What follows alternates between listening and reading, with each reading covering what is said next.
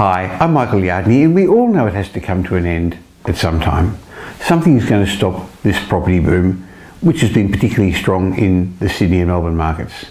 And while most of us thought it would be rising interest rates, the Reserve Bank lifting interest rates, something could in fact slow down the market in a different way. It could be macroprudential controls on high-risk lending. Now, since this is a new buzzword that's not in the vocabulary of many property investors, let's just look at it in a bit more detail to see what it's about. So first of all, what are macroprudential controls? These are financial regulations aimed at minimising risks to the financial system as a whole, while traditional microprudential regulation limits stress to individual banks or institutions. In essence, what we're talking about is measures that aren't associated with raising interest rates, but measures that are designed to slow lending, particularly to property investors. Now, these could be policies such as capping loan-to-value ratios, or capping debt-to-income ratios, or stress testing borrowers' capacity to cope with rising interest rates. So why all the fuss now?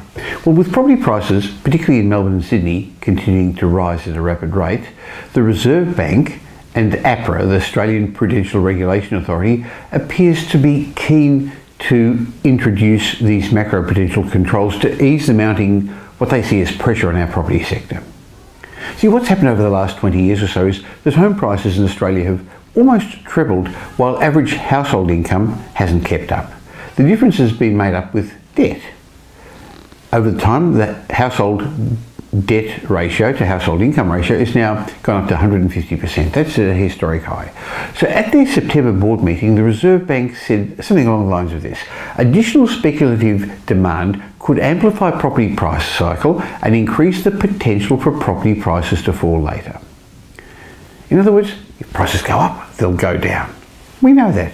Also, APRA, Reserve Bank said that they and APRA are looking with financial regulators at additional steps that might be taken to reinforce sound lending policies, particularly to investors. See, rather than raising interest rates, which would have a sledgehammer effect on our whole economy, it seems the Reserve Bank would like to specifically limit lending to what they call high-risk property investment loans. Well, has anyone else tried this? Yes, they have. Look, you may not have heard of macroprudential controls before, but there's nothing new about these policies.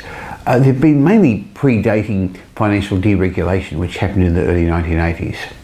However, more recently, the term did become fashionable in the wake of the global financial crisis, as it became clear that there was a risk to the global financial system after the GFC. Macroprudential regulation is advocated by the International Monetary Fund, and it actually has been quite widely adopted around the world, in Britain, New York, a whole number of Asian countries and a few European countries, where housing markets were perceived to give a risk to the financial system, and now it's flavour of the month in Australia. However, assessing how well it works is complicated. See, across the ditch in New Zealand, the Reserve Bank of New Zealand last year decided to limit the proportion of bank loans with a loan-to-value ratio of more than 80% to 10% of new lending. This was in response to a housing boom, particularly in Auckland and Christchurch. Nevertheless, property prices continue to escalate, causing the Bank of New Zealand, the Reserve Bank, to raise interest rates. Recently, England, the Bank of England, announced it would restrict the proportion of loans that are 4.5 times borrowers' income to 15% of new lending.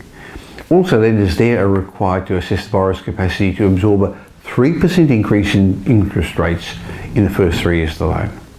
So some people are asking, well, why can't the Reserve Bank just raise interest rates? And of course they could, but increasing interest rates is a blunt instrument that will not only affect our property markets, but our economy as a whole.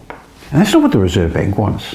The fact is, our economy is just limping along. It's growing at a woeful 2% annualised in the second half of this year, and the predicted growth next year in 2015 is a below trend 3%.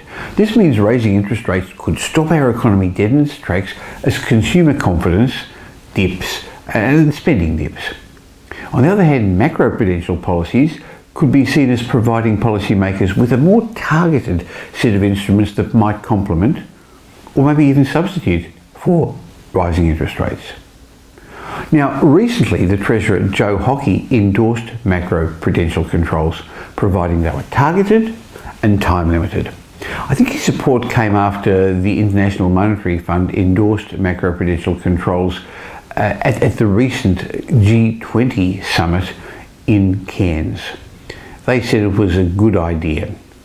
So will these measures slow our property markets?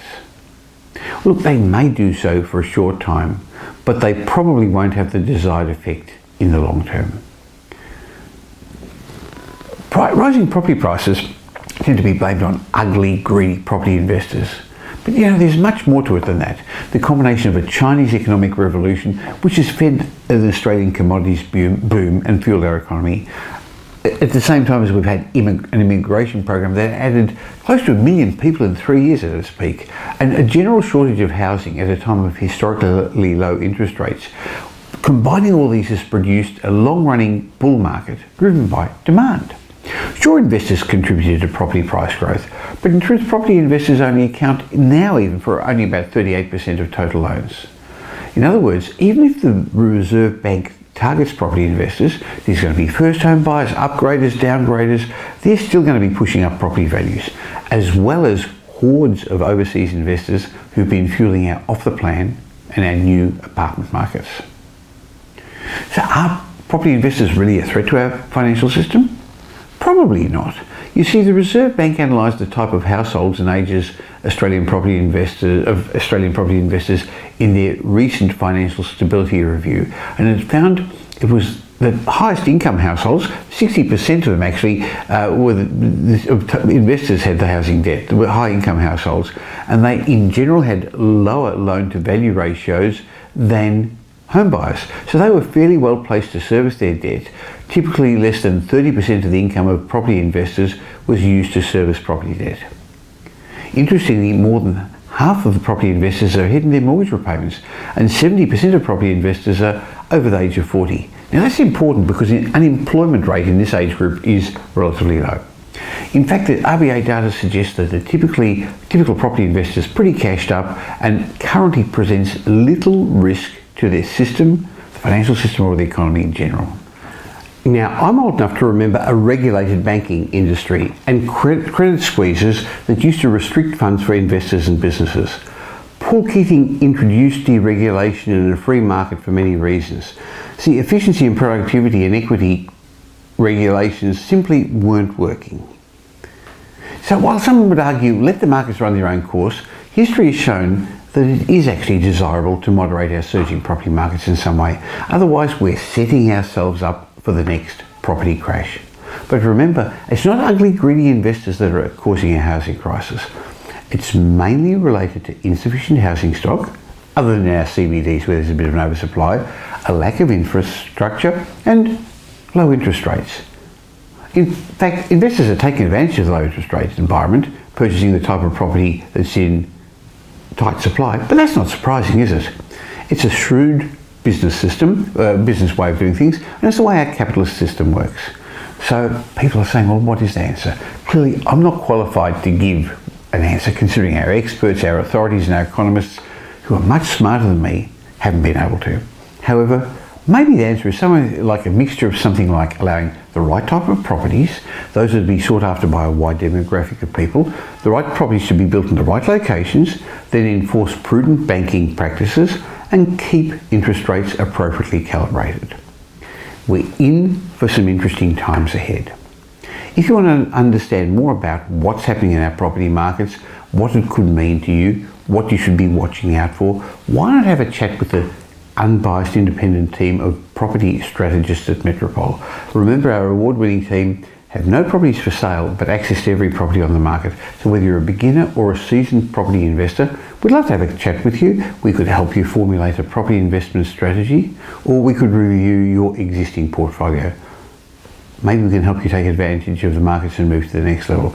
So why not contact us at metropole.com.au or 1300 20 30 30.